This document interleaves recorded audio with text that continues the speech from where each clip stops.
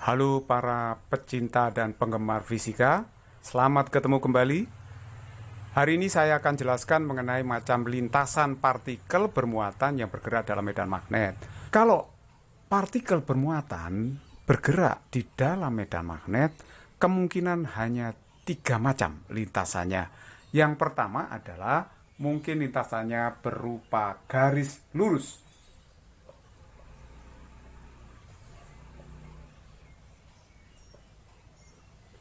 Nah, lintasan garis lurus itu terjadi jika vektor kecepatan partikelnya sejajar dengan vektor medan magnet. Jadi vektor B dengan V itu sejajar. Sehingga kalau sejajar, sudutnya pasti 0 atau boleh 180. Kalau sejajar sama arah, sudutnya 0. Kalau sejajar berlawanan, sudutnya 180. Kita tahu bahwa gaya pada partikel yang bermuatan itu bagi V sin theta. Nah, kalau sudutnya 0, 180 berarti gayanya 0. Loh, kalau gayanya 0 berarti gayanya mencapai minimum. Gayanya 0 itu berarti kan konsepnya kalau gaya 0 percepatannya 0. Percepatannya 0 berarti V-nya itu konstan. Berarti benda bergerak lurus beraturan. Yang kedua, bisa aja lintasannya berupa lingkaran. Lintasan lingkaran ini terjadi kalau vektor B tegak lurus V. Nah, kalau vektor B tegak lurus V, maka sudutnya berarti 90 derajat. Kalau 90 derajat, nilai bagi V sin theta menjadi berapa ya? Berarti F-nya menjadi bagi V saja.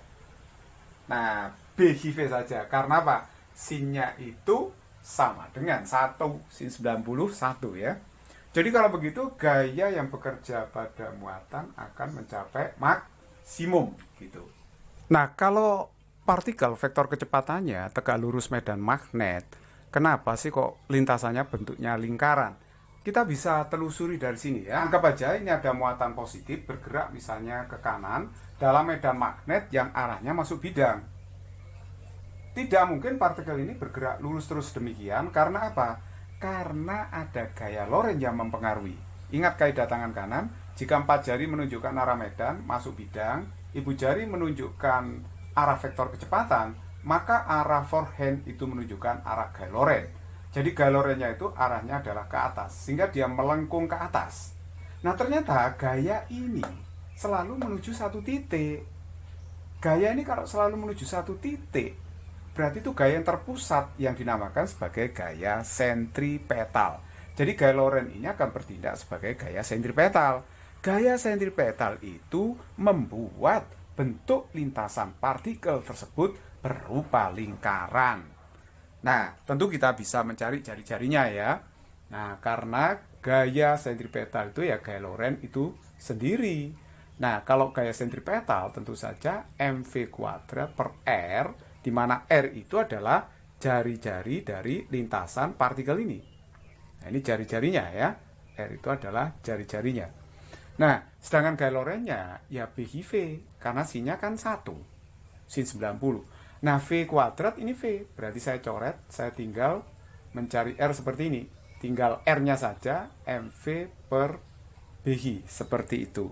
Akhirnya kita dapatkan rumus untuk menghitung jari-jari lingkaran. Jadi jika dia bergerak melingkar dalam medan magnet. Nah, ini sudah saya beri keterangan ya. R itu jari-jari lintasan atau jari-jari lingkarannya, satuannya meter. M itu massa partikel, satuannya kilogram. Sedangkan V itu adalah kecepatan partikel, satuannya meter per sekon. G itu adalah muatan partikel, tentu saja satuannya adalah coulomb.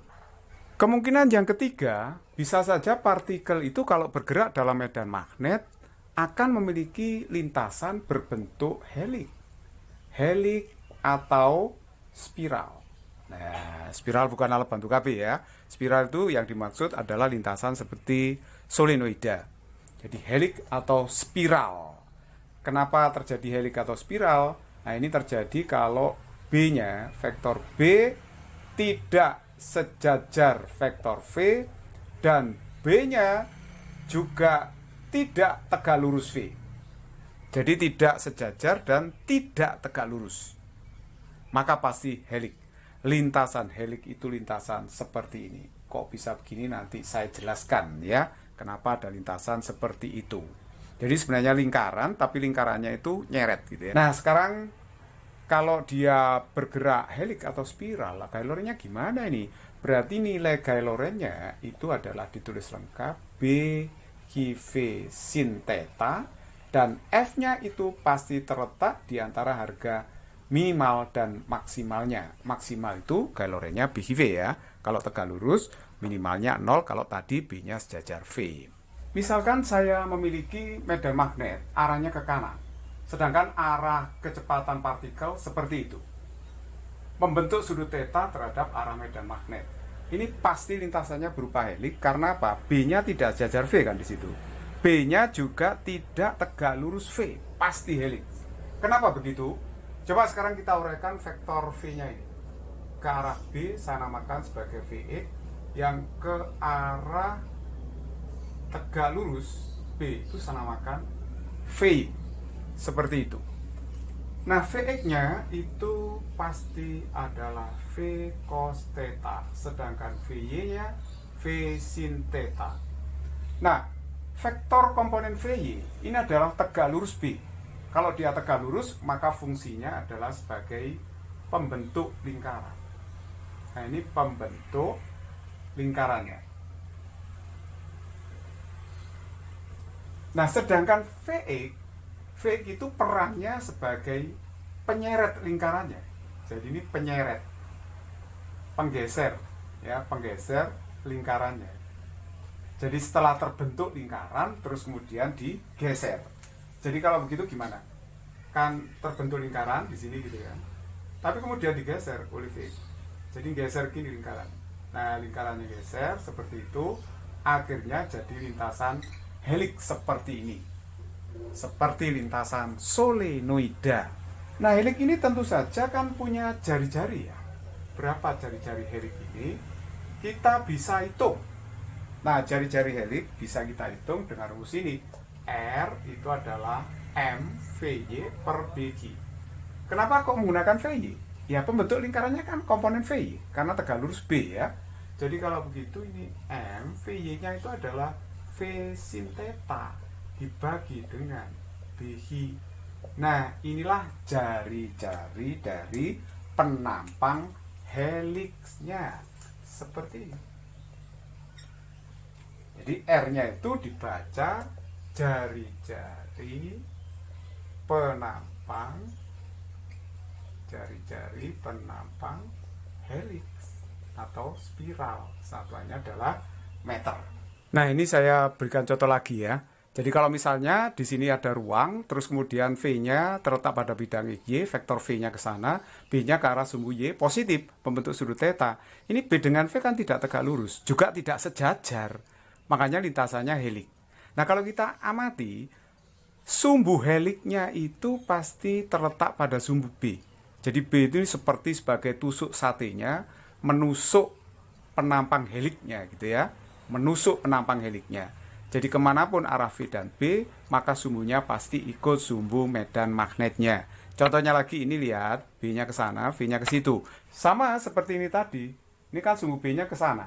Makanya heliknya juga ikut sumbu B. Seperti itu ya, muter-muternya pasti sumbu heliknya itu adalah sumbu B. Artinya bahwa sumbu helik itu akan mengikuti B-nya. Saya beri contoh soal nomor 1. Ini ada elektron bergerak melingkar dalam medan magnet homogen pada bidang XY. Seperti tampak pada gambar. Medan magnet berarah ke sumbu mana? Ini soal yang sangat mudah. Ini adalah elektron yang berputar pada bidang XY ya.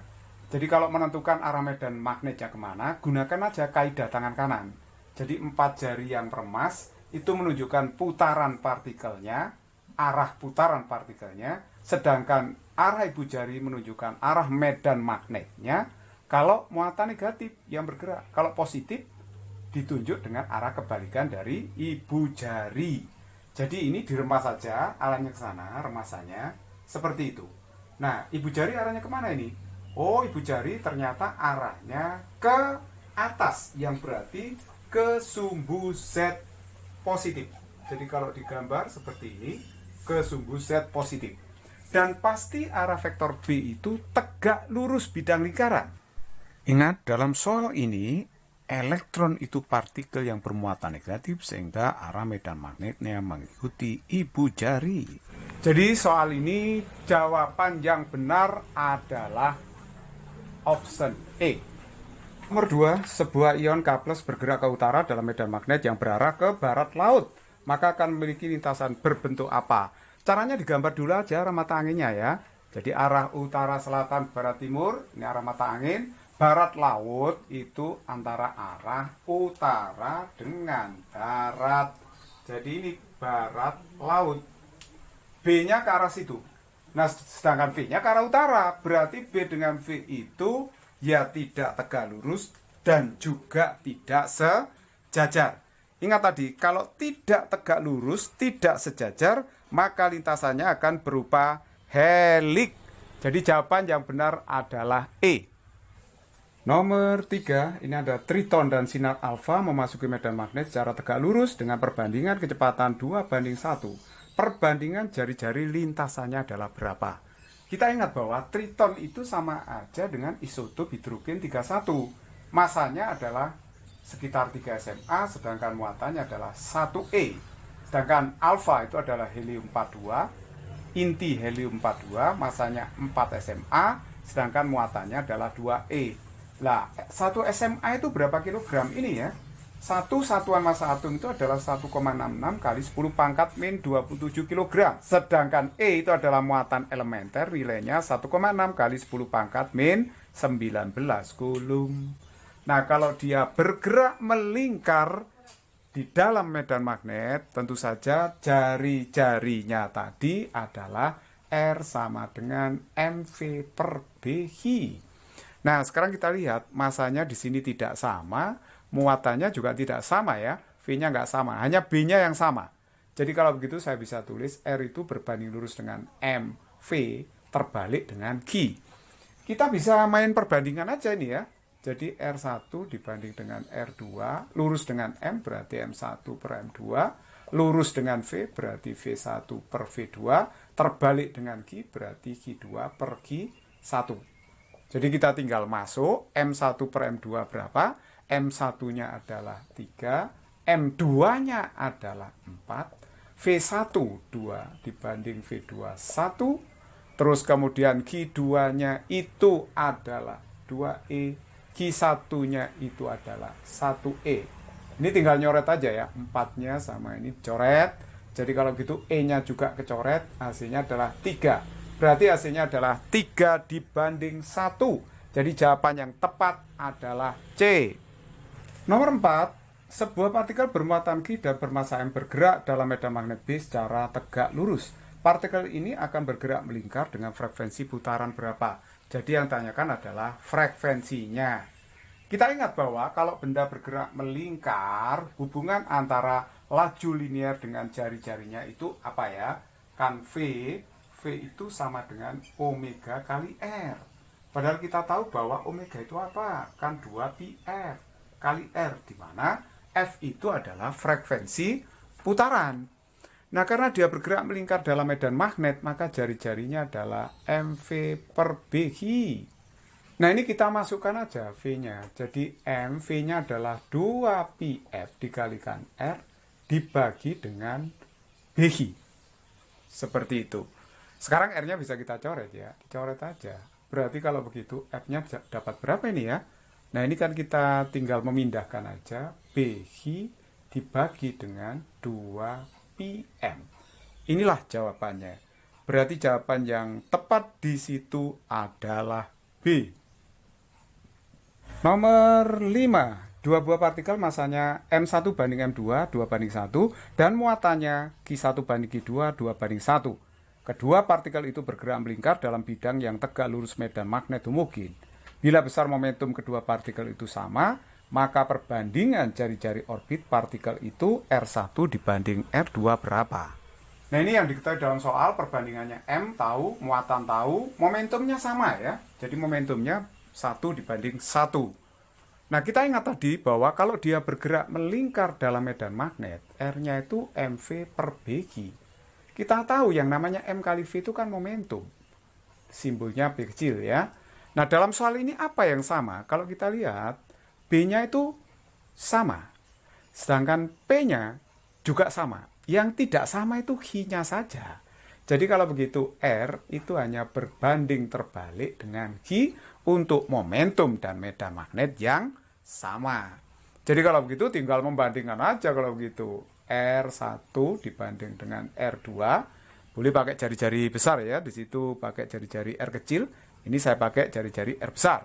R1 banding R2 itu berarti perbandingan terbalik dari muatannya. Jadi Q2-nya itu adalah 1. Q1-nya 2. Berarti perbandingannya 1 banding 2. Kalau di soal pakai R kecil itu ya. Seperti ini 1 dibanding 2. Jadi kalau begitu jawaban yang benar adalah dukun D. Nah, seperti itu. Nomor 6. Bila isotop helium 32 dan helium 42 dipisahkan spektrometer massa, maka akan didapatkan lintasan busur lingkaran yang jari-jarinya R1 dan R2 dengan perbandingan R1 R2 sama dengan berapa? Nah, ini soal yang cukup mudah. Kalau dia bergerak melingkar, ya tentu saja R-nya itu adalah mv per bg. Nah, sekarang kita lihat masanya tidak sama ya, muatannya sama. Ini muatannya sama, B-nya juga sama. Nah, dalam soal memang V-nya di sini nggak ada, nggak dijelaskan. V-nya berapa perbandingannya? Dalam spektrometer massa, biasanya partikel itu ditembakkan dengan kecepatan yang sama. Jadi V-nya sama, B-nya sama, G-nya sama di sini. Berarti kalau begitu R itu hanya berbanding lurus dengan masanya saja kalau begitu. Jadi kalau kita bandingkan R1 banding R2 berarti M1 dibanding M2. M1-nya 3 sedangkan M2-nya 4. Jadi jawabannya adalah B. Nomor 7. Dalam daerah bermedan magnet seragam B dengan arah menembus masuk bidang kertas, dua partikel bermuatan Q1 dan Q2 bergerak melingkar dengan energi kinetik yang sama besar. Bila kedua muatan bermassa sama, maka dapat disimpulkan bahwa, nah ini partikelnya yang Q1 memutar melawan putaran jarum jam dalam medan magnet yang arahnya masuk bidang, sedangkan yang lain berlawanan. Nah, diketahui dalam soal bahwa energi kinetik partikel 1 dan 2 itu sama, masanya juga sama.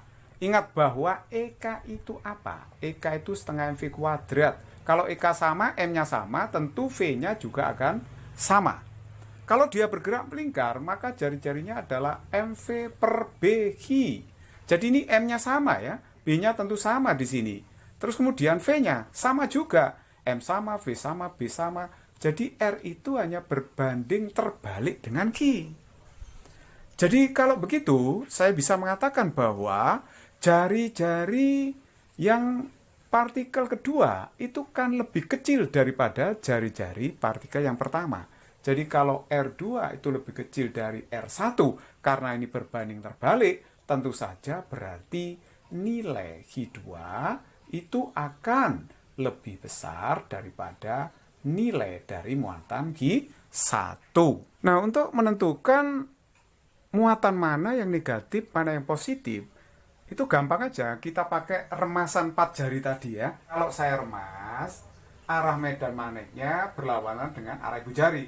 Arah ibu jari menuju kita, tapi arah medan magnetnya menjauh kita. Kalau medan magnetnya berlawanan dengan arah ibu jari, maka dipastikan muatannya Q1 itu pasti positif.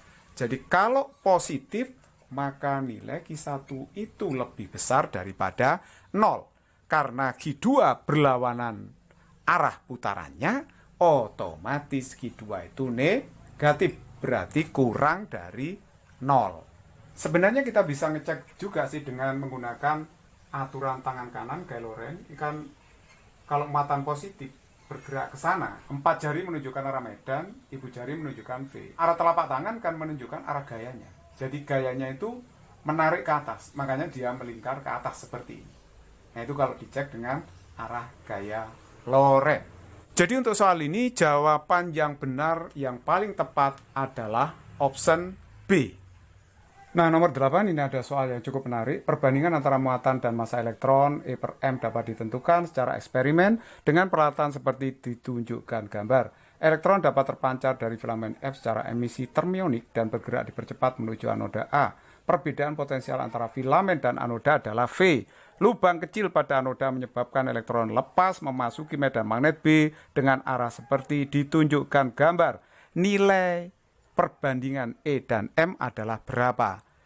Jadi di sini E menyatakan muatan elektron sedangkan M itu adalah masanya. Perbedaan potensial antara filamen dengan anoda itu akan menyebabkan adanya energi potensial listrik yang diubah nanti menjadi energi kinetik. Jadi sehingga nanti elektron akan lepas pada lubang ini menuju medan magnet secara tegak lurus. Vektor kecepatan tegak lurus dengan medan magnet sehingga lintasannya berupa lingkaran dengan diameter D di situ. Jadi nanti ada perubahan energi potensial antara filamen dengan anoda menjadi energi kinetik. EP-nya itu adalah Q dikalikan V. V itu perbedaan potensial filamen dengan anoda. EK-nya itu adalah setengah MV kuadrat. Nah, sehingga saya bisa mencari di sini MV-nya saya kuadratkan dibagi 2M. Sama saja itu ya. MV kuadrat dibagi 2M sama dengan setengah MV kuadrat kan? Sama aja itu. Jadi kalau begitu MV-nya saja berarti saya akar ini.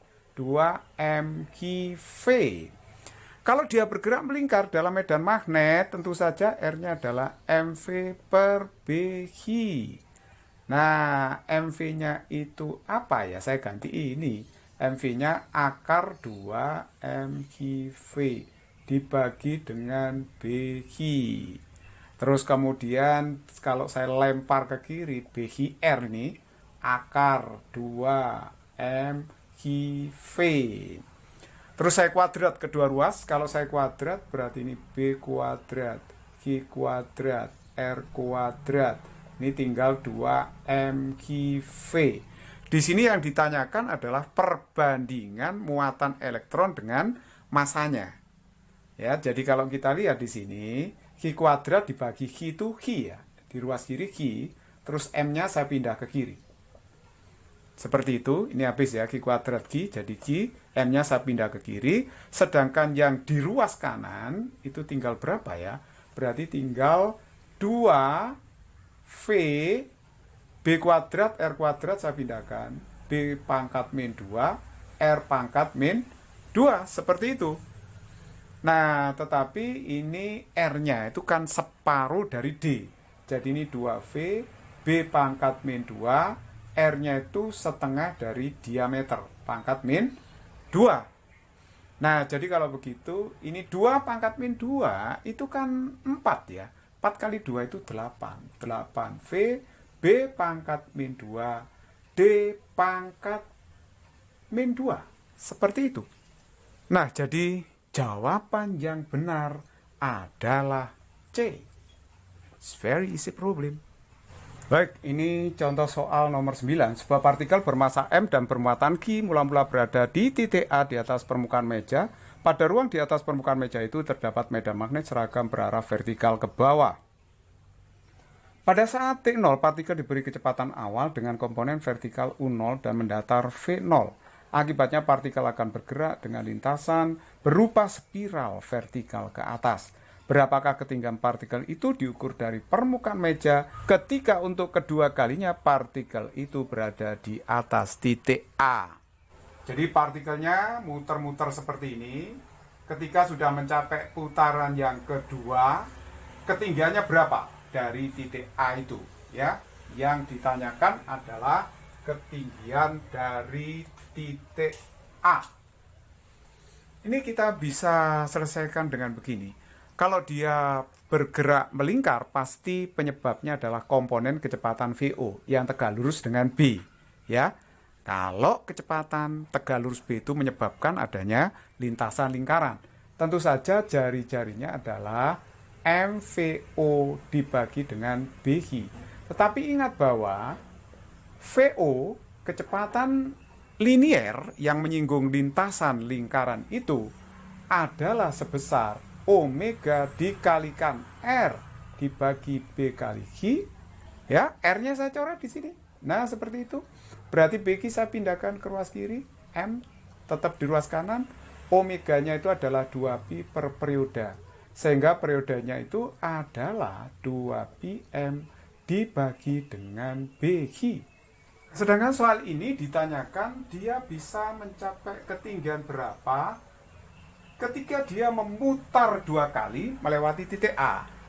Berarti kalau begitu, ketinggian yang ditempuh itu adalah sama aja dengan vektor kecepatan U0 atau UO itu dikalikan dengan waktunya. Tapi waktunya kan 2 kali putaran, berarti 2 kali periode. Jadi kalau begitu U0 ini harus kalikan 2 kali periode ini ya, 2πm per BQ. Sehingga hasilnya adalah 4πm U0 per BQ. Jadi jawaban yang paling tepat di situ adalah D.